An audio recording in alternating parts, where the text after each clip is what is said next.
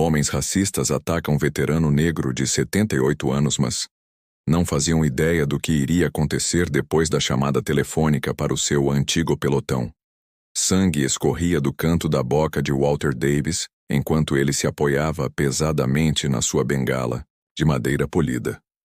Os 3 homens à sua frente riam-se, o mais alto deles segurando o chapéu militar que lhe tinham arrancado da cabeça e atirado para o chão do pequeno café. Os pedaços do cuir a uma chávena ainda fumegavam com o chá que Walter não teve oportunidade de terminar. Acho que se perdeu, velho. Este lugar não é para pessoas como você, disse o homem chamado Mason, girando o chapéu de veterano entre os dedos. Os seus olhos brilhavam com uma crueldade que Walter reconhecia bem, o mesmo olhar que tinha visto em campos de batalha distantes, décadas atrás. Walter não respondeu. Aos 78 anos, o seu corpo podia estar enfraquecido pelo tempo, mas os seus olhos permaneciam firmes, observando cada movimento dos seus agressores, enquanto os outros clientes do café olhavam para os seus pratos, fingindo que nada estava a acontecer. Walter sentiu o peso da medalha militar que carregava escondida debaixo da camisa. Aquele pequeno objeto de metal continha mais história do que qualquer um daqueles jovens poderiam imaginar. Estou à espera de uma resposta, velho. Mason provocou, aproximando-se ainda mais. Ou a idade também lhe tirou a voz. Você não sabe quem eu sou, Walter finalmente disse, sua voz profunda e calma contrastando com a violência da situação. E essa é a única vantagem que tenho agora. O riso de Mason ecoou pelo café silencioso e quem pensa que é? Um herói de guerra, um grande homem? Ele atirou o chapéu para trás batendo no peito de Walter. Você não é nada além de um velho no lugar errado. Walter pegou o chapéu com dignidade, limpou-o cuidadosamente com a manga e colocou-o de volta na cabeça. Os dedos marcados pelo tempo e velhas cicatrizes tremiam ligeiramente, não de medo, mas de uma raiva contida que ele não sentia há muito tempo. Ninguém no café poderia imaginar que aquele velho com uma bengala tinha liderado um dos esquadrões de elite mais condecorados da história militar, que aquelas mãos que agora pareciam frágeis tinham salvado dezenas de vidas no campo de batalha, que por trás daqueles olhos cansados estava um estratega que nunca tinha perdido uma batalha. Última oportunidade de sair por aí sozinho, velho. Ameaçou o segundo homem, um tipo com tatuagens no pescoço e os punhos cerrados. Walter apenas acenou com a cabeça, como se aceitasse a situação, com movimentos deliberadamente lentos. Apoiou-se na bengala e caminho da porta. Os homens abriram caminho satisfeitos com a aparente vitória. Ninguém percebeu quando Walter discretamente deixou cair um cartão de visita com o nome do café e a hora rabiscada à pressa. Lá fora, o céu ameaçava chuva. Walter mancou até o banco do parque em frente. Sentou-se com dificuldade e, com as mãos que já não tremiam mais, tirou um telefone antigo do bolso, guardado por décadas com um único propósito. Havia 3 números, programados nele. Hospital de emergência e esquadra. O dedo dele pairar sobre o último por um momento antes de pressioná-lo. Um toque, 2 toques e então uma voz grave atendeu. Eu pensei que nunca mais ouviria este telefone tocar novamente. Disse a voz do outro lado do código vermelho. Café Central. 3 alvos. Walter respondeu simplesmente. Estou muito velho para isso, Marcos. Seguiu-se um breve silêncio carregado de memórias de guerras distantes e promessas feitas nas trincheiras. Quanto tempo? Perguntou. Walter. 12 horas, respondeu. Marcos. Aguente lá. Comandante Walter. Desligou o telefone. Olhou novamente para o café através da janela. Podia ver Mason e os seus compinchas a rir. Provavelmente a contar a todos como tinham expulsado o velho negro do estabelecimento. O que eles não sabiam era que Walter Davis nunca tinha sido apenas um velho, e agora, pela primeira vez em 30 anos, o esquadrão Black Hawk estava a ser reconvocado. Se alguma vez se perguntou até onde alguém poderia ir para defender a sua dignidade, continuei a acompanhar esta história que apenas começou a desenrolar-se. O que Mason nunca poderia imaginaria era que esse simples ato de crueldade acabaria por despertar algo muito maior do que a sua mente limitada poderia compreender. A noite caiu sobre Riverside enquanto Walter observava o café do seu pequeno apartamento, os lábios ainda doloridos. Mas a ferida na sua dignidade sangrava mais através do vidro embaçado.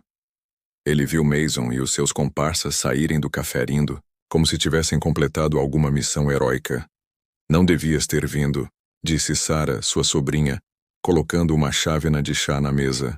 Esta cidade nunca soube o que fazer com heróis que não se parecem com as estátuas da Praça Central.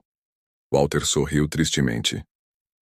Eu nasci aqui, tenho o mesmo direito de estar aqui que eles. Sarah sentou-se, observando o seu tio. Como enfermeira, no hospital local ela estava bem ciente do tratamento que a cidade dispensava a pessoas como eles. O xerife não vai fazer nada, continuou ela. Mason é sobrinho do presidente da Câmara e todas as queixas contra ele foram abafadas desde que ele era adolescente. O olhar de Walter fixou-se no velho telefone sobre a mesa. 12 horas. Era o tempo prometido para esperar. O que é isso? Perguntou Sarah, reparando no auscultador. A minha linha direta para o passado, respondeu Walter, com a voz subitamente distante. Um passado que prometi deixar enterrado na parede. Uma fotografia sépia mostrava 5 jovens, em uniformes militares. No centro estava um jovem Walter com um olhar intenso que o tempo não conseguiu apagar. O exército não sabia o que fazer com soldados negros altamente treinados, explicou ele, abrindo uma gaveta e tirando recortes amarelados. Então enviaram-nos em missões das quais ninguém voltava, e nós sempre voltávamos. As manchetes parcialmente desbotadas falavam de operações secretas e do esquadrão Black Hawk. Nenhuma mostrava os rostos dos soldados. Éramos fantasmas, continuou ele, enviados para lugares onde os soldados americanos oficialmente não estavam. Por que nunca falaste sobre isso? Perguntou Sarah, espantada. Era a condição da nossa liberdade. Silêncio absoluto em troca de honras e pensões. Nesse momento, Walter viu 3 carrozas aproximar-se lentamente de Mason, e pelo menos 6 outros, homens todos carregando o que pareciam ser latas de gasolina. Sarah, pegue as suas coisas e vá para a casa da sua amiga agora. O tom dela não deixava margem para discussão. Rapidamente, ela jogou alguns pertences numa bolsa. Prometa que vai me ligar, insistiu ela. Dê a volta por trás, não deixe que eles a vejam sozinha. Walter observou Mason posicionar os homens ao redor do prédio. Eles carregavam tochas improvisadas, embriagados não apenas pelo álcool, mas pelo poder que acreditavam tinham. Walter pegou o telefone e disqueu. As coisas ficaram complicadas, eles estão aqui. Quanto tempo você consegue aguentar? Perguntou Marcos tenso. Não muito tempo. Tenho que sair. Ponto de encontro alternativo. Entendido. Estamos adiantados. 4 horas de um compartimento secreto sob as tábuas do assoalho. Walter removeu uma pequena bolsa impermeável e uma caixa contendo um revólver militar, cuidadosamente preservado. O som de vidros quebrando no andar de baixo confirmou os seus receios. Guardando a arma no casaco, Walter saiu para o corredor dos fundós e desceu a escada de incêndio, que poucos sabiam que ele tinha. Chegou ao 2º andar quando foi visto. Ele está aqui na escada, gritou um homem. Walter correu ignorando a dor, no joelho. No 1º andar ouviu passos aproximarem-se. Em vez de fugir, decidiu enfrentá-los escondendo-se nas sombras. Ele esperou até que o primeiro atacante estivesse perto e, com um golpe preciso da bengala atrás do joelho do jovem, Walter derrubou-o e aproveitou a oportunidade para desaparecer na noite enquanto se escondia num beco escuro. Ele ouviu sirenes se aproximando. Alguém tinha chamado a polícia. Mas ele sabia que isso não significava segurança, não nesta cidade. O que ninguém no esquadrão Black Hawk jamais soube era que Walter carregava um segredo muito maior do que suas missões. Um segredo que o trouxera de volta a Riverside. Depois de tantos anos, um segredo guardado nos documentos que Ágora carregava em sua bolsa impermeável, junto com sua medalha de honra. Esse segredo poderia mudar não apenas o destino de Mason e seus amigos, mas toda a estrutura de poder da cidade. Era por isso que, mesmo aos 78 anos, Walter representava uma ameaça tão grande que precisava ser eliminado a qualquer custo. E enquanto as sirenes cortavam a noite e vozes hostis ecoavam pelas ruas vazias, Walter Davis fez o que sempre fez de melhor. Desapareceu nas sombras, esperando o momento certo para contra-atacar. O som de motores quebrou o silêncio da madrugada para veículos estacionados na periferia da cidade, com os faróis apagados enquanto figuras silenciosas desciam e se reuniam em torno de um homem alto com um boné militar. Marcus Carter, 75, um ex-sargento do esquadrão Black Hawk, passou os dedos pela cicatriz que atravessava o rosto do olho até o queixo. Relatório da situação, ordenou ele, sua voz ainda carregando o tom de comando que fazia os soldados tremerem décadas atrás. Walter está escondido na antiga fábrica têxtil, respondeu James Wilson, um homem negro de ombros largos, que apesar dos seus 72 anos movia-se com a precisão de um atleta. Os homens de Mason estão a patrulhar a parte leste da cidade. A polícia local está envolvida, ignorando as chamadas nesta área. O terceiro homem, Raymond Hughes, um homem magro, com óculos grossos, desdobrou um mapa da cidade. 2 rotas para entrar, 3 rotas para sair. Sugiro aproximar-nos pelo rio, onde a visibilidade é comprometida. E os documentos? Perguntou Marcus. Walter manteve-os seguros todos estes anos, disse o quarto homem, cuja mão ainda mostrava a precisão de um médico de campo. Se essas provas vierem à tona, metade do conselho municipal irá para a prisão, incluindo o tio de Mason e o xerife na fábrica abandonada. Walter observava as lanternas dos homens de Mason vasculhando as ruas. O revólver pesava no seu bolso, uma lembrança de um tempo que ele preferia esquecer. O seu corpo doía, não apenas pela idade, mas pelos golpes que tinha recebido na mente. No entanto, algo tinha mudado no comandante que ele tinha sido. Ele tinha acordado novamente. O seu telemóvel vibrou. Era uma mensagem de texto simples. Estamos em protocolo Falcão 3. Walter sorriu. Falcão 3 era a formação que usavam para extrações em território hostil. Mesmo depois de décadas, a linguagem da guerra permanecia intacta entre eles. Enquanto isso, Mason estava furioso no escritório do xerife. Como assim não conseguem encontrar um velho coxo? Ele tem documentos que podem nos destruir. Que documentos? Perguntou o xerife nervosamente. O velho idiota estava na ponte naquela noite, respondeu Mason, batendo na mesa. Há 40 anos, quando meu tio e seu pai limparam a cidade daqueles manifestantes, Walter Davis viu tudo, fotografou tudo, os corpos, os polícias, os políticos a celebrar depois. O xerife encobriu o massacre da ponte. Foi o segredo mais bem guardado de Riverside. 7 ativistas negros desapareceram durante os protestos pelos direitos civis em 1983. Oficialmente, nunca foram encontrados. Extraoficialmente, foram enterrados numa vala comum na propriedade da família Mason. Por que voltaria ele agora, depois de tantos anos, para nos destruir? Mason respondeu. O Meltio disse que ele jurou vingança. Eu pensava que o velho estava morto até que o vi naquele café na fábrica. Walter olhou para o relógio, eram 3h42 da manhã. Era a hora em que ele se movia silenciosamente para os fundos do prédio, onde o rio corria através de um antigo canal de drenagem. As águas se agitaram levemente, e 4 sombras emergiram. Marcus foi o primeiro, seu corpo ainda forte apesar da idade. Ele abraçou Walter brevemente, comandante. Você demorou? Walter sorriu. O trânsito brincou. Raymond ajustou os óculos molhados. James colocou uma maleta de metal no chão. Trouxemos alguns presentes para vocês. O quarto homem.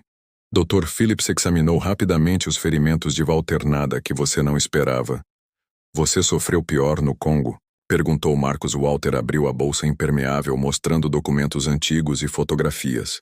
Provas completas do massacre da ponte, nomes, datas, localização dos corpos, confissões assinadas que consegui de um delegado bêbado há 40 anos antes de ser forçado a deixar a cidade. Por que esperar tanto tempo? Perguntou Raymond. Sarah. Walter respondeu simplesmente. A minha sobrinha encontrou registros antigos do hospital. Amostras de ADN dos desaparecidos foram preservadas. Podemos finalmente provar quem está naquela sepultura, mas precisamos de acesso ao sistema da Polícia Federal. James sorriu, mostrando um crachá dourado. Tenho um neto no FBI. Está tudo. A equipa chega ao amanhecer. Os homens trabalham com a eficiência de soldados que nunca esqueceram o seu treino em poucos minutos. Tinham um plano. Não seria uma vingança impulsiva. Seria uma operação calculada para expor 4 décadas de corrupção e assassinatos secretos, mas o esquadrão não sabia que Sarah tinha sido capturada. A chamada chegou quando eles estavam a finalizar os preparativos. Mason com uma voz triunfante. Tenho a sua sobrinha Walter. Leve os documentos para o café onde tudo começou. Sozinha ou ela morrerá como aqueles ativistas na ponte. O silêncio que se seguiu foi pesado. Os veteranos se entreolharam. Décadas de missões impossíveis pesando em seus olhares. É uma armadilha, disse Raymond. Sempre é, respondeu Walter guardando o telefone. Vamos seguir com o plano original? Perguntou Marcos. Walter pegou no seu chapéu militar e ajustou-o com dignidade. Não, vamos mudar a estratégia.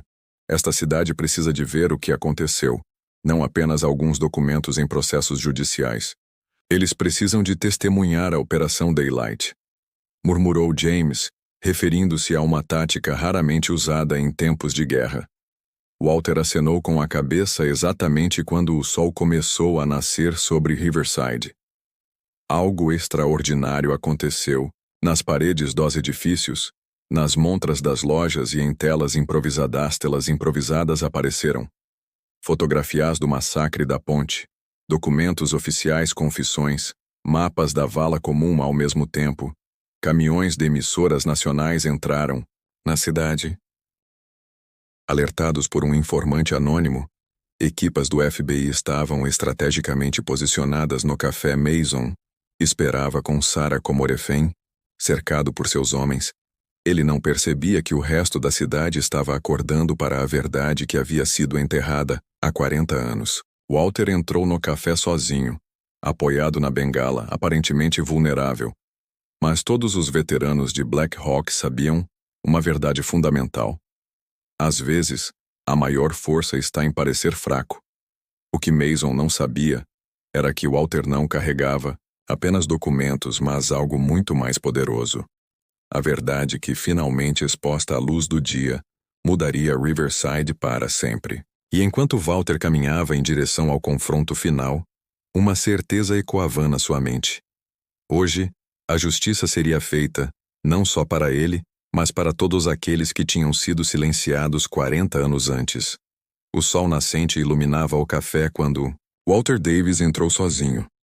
A sua silhueta recortada contra a luz dourada, a bengala marcando cada passo com determinação. Não havia medo nos olhos do veterano. Apenas a calma de um homem que já tinha enfrentado a morte muitas vezes. Antes, Mason esperava no centro do estabelecimento, com um sorriso arrogante no rosto, segurando Sarah pelo braço. A sobrinha de Walter tinha um pequeno corte na testa, mas seu olhar transmitia mais raiva do que medo. Você finalmente decidiu se comportar como um velho obediente? Provocou Mason. Documentos? Walter tirou um envelope amarelador do bolso. Solte minha sobrinha primeiro. Você não está em posição de negociar, Mason respondeu, apertando o braço de Sarah com mais força. O que Mason não percebeu foi o murmúrio crescente lá fora. As pessoas estavam começando a se reunir nas ruas olhando para telas improvisadas, montadas nos prédios ao redor. Você sabe por que voltei para Riverside depois de todos esses anos? Perguntou Walter calmamente, dando um passo à frente para morrer. Porque é isso que vai acontecer. Voltei para cumprir uma promessa. Walter olhou para a janela. Eu prometi àquelas 7 pessoas antes de elas serem atiradas para aquela vala, que um dia a verdade seria conhecida. Foi então que Mason reparou nas projeções nas paredes dos edifícios vizinhos. Fotografias a preto e branco do massacre da ponte, o seu tio mais novo, o atual xerife, políticos locais, todos gravados enquanto arrastavam manifestantes para caminhonetas, documentos oficiais ou mapa detalhado da vala comum. O que você? Gaguejou Mason com o rosto pálido. Operação Daylight, respondeu Walter. O nosso esquadrão sempre teve uma regra. A melhor maneira de esconder algo é colocá-lo à vista de todos. Sirenes começaram a soar lá fora. Não eram carros locais, eram veículos federais. O pânico tomou conta de Mason. Você acha que acabou? Você acha que isso muda alguma coisa? Gritou ele, puxando Sarah à sua frente como escudo. Foi naquele momento que um ruído metálico ecoou na cozinha. 2 dos homens de Mason correram para verificar, mas foram silenciosamente derrubados por James e Raymond, veteranos do Black Hawk, que se moviam como sombras pela parte de trás do café. O Dr. Phillips já estava à espera lá fora para cuidar de Sarah assim que ela estivesse livre. Ninguém vai acreditar num velho negro contra a família mais poderosa da cidade, spat Mason, enquanto o seu último capanga sacava armas. Não é apenas a minha palavra. Walter respondeu calmamente. Todos os documentos foram autenticados pelo FBI e testemunhas, que ficaram caladas por medo agora estão a falar. E o seu tio, o presidente da Câmara, já está sob custódia. O olhar de Mason vacilou pela primeira vez. Como já era hora de Riverside, enfrentou os seus demônios, disse Walter, olhando pela janela, para a multidão crescente, incluindo tu. O movimento foi rápido. Sarah pisou com força no pé de Mason e abaixou-se, tal como Walter tinha previsto no mesmo momento. Marcus, que se tinha posicionado no telhado do edifício vizinho, disparou com precisão através da janela, atingindo a mão armada de um dos capangas. A confusão que se seguiu durou segundos. Walter, com uma agilidade surpreendente para a sua idade, atirou a bengala como uma lança, atingindo Mason no peito e derrubando-o. James e Raymond neutralizaram os outros homens antes que eles pudessem reagir. Sarah correu para os braços do tio enquanto agentes federais invadiam o café. Como sabias que eu iria largá-la? Perguntou ela. Trêmula, Walter sorriu. Porque és como a tua avó. Ela nunca esperava ser salva, sempre se salvava sozinha lá fora. Uma multidão se formava. Não eram apenas os curiosos habituais em cenas policiais, eram cidadãos de todas as idades, e cores com rostos marcados pelo choque e pela vergonha ao descobrirem a verdade sobre a sua cidade. Uma semana depois, Riverside estava irreconhecível. A vala comum tinha sido escavada. Os restos mortais identificados e entregues às famílias para um enterro digno. O presidente da Câmara, o xerife e 5 outros funcionários tinham sido presos. Mazona enfrentara anos de prisão por tentativa de homicídio, sequestro e obstrução da justiça. Walter Davis caminhava pelo cemitério local, onde 7 novas lápides agora marcavam os túmulos dos ativistas assassinados décadas antes. Ao seu lado estavam os seus companheiros, Black Hawk e Sarah. Você poderia ter feito isso há anos, comentou. Sarah, por que esperar tanto tempo? Marcus respondeu. Primeiro precisávamos das pessoas certas nos lugares certos. Precisávamos que alguns morressem e outros nascessem. Precisávamos de ti. E acrescentou Walter olhando para a sua sobrinha. Alguém que continuasse a lutar quando já não estivéssemos aqui. Sarah acenou com a cabeça, percebendo o peso da herança que estava a receber. A verdade tem o seu próprio tempo. E filosofou Raymond ajustando os óculos. Ela chega quando tem de chegar. Na praça central, onde antes havia apenas estátuas de homens brancos a cavalo, agora havia um novo memorial, uma placa simples de bronze com os nomes dos 7 ativistas, que abaixo, a inscrição. O silêncio protegia a injustiça. A verdade liberta a todos. Naquela noite, sentados no alpendre da nova casa de Walter, os veteranos de Black Hawk partilharam histórias que mantiveram em segredo durante décadas. Não, mais fantasmas, não mais invisíveis, finalmente reconhecidos pela cidade que tentou apagá-los. O que fazemos agora? Perguntou James, o seu corpo ainda forte apesar da idade. Walter olhou para as estrelas, a mesma constelação que guiara as suas missões a terras distantes. Vivemos, respondeu simplesmente. Pela primeira vez em muito tempo, vivemos. A história de Walter Davis e do esquadrão Black Hawk não era apenas sobre vingança. Era sobre quanto tempo. A verdade pode permanecer enterrada antes de encontrar o seu caminho para a luzeira, sobre como o silêncio pode ser tão mortal quanto uma bala e como às vezes a maior coragem não está em lutar mas em viver o suficiente para testemunhar a justiça em cidades por todo o país. Histórias semelhantes permanecem enterradas à espera do seu próprio Walter Davis para as trazer à luz.